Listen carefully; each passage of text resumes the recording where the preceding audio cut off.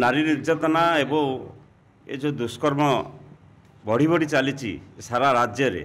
से जगतसिंहपुर भली गोटे सचेतन जिला सामिल हो जगतसिंहपुरवासी मुंड तलू कर दे चांदगा मजूरी केस पर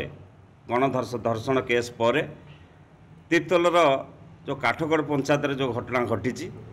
एवं निरीह झीटी को जो मैंने एभली दुष्कर्म करी गर्भवती करिसेंती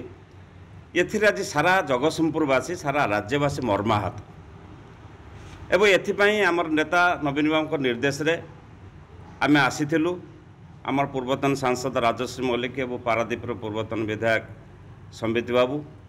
एवं आमर चेयरमैन जिला परिषद प्रेसिडेंट समस्त थी आज एसपी की भेटी से विषय दाबी करने ये घटना हवा पर जो एक्शन निया जाउची से बड़ कथा नुह बड़ कथा होची राज्य रे जिले विशेष करी ये केस केमी न बढ़िबो एवं लोक मान भितर जो साहसटा बढ़ी जाइए प्रशासन जो ढिला हो जाइए पुलिस प्रशासन जो बेपरुआ हो जाइए एवं से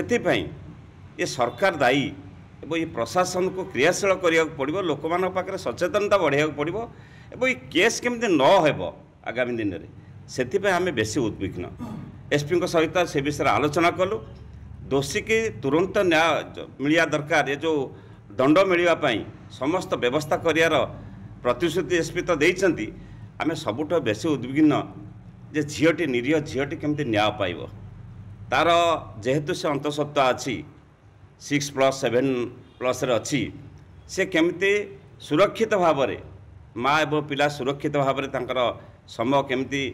आगामी दिन में सुरक्षित हम एवं द्वितीय कथा जगतसिंहपुर जिले में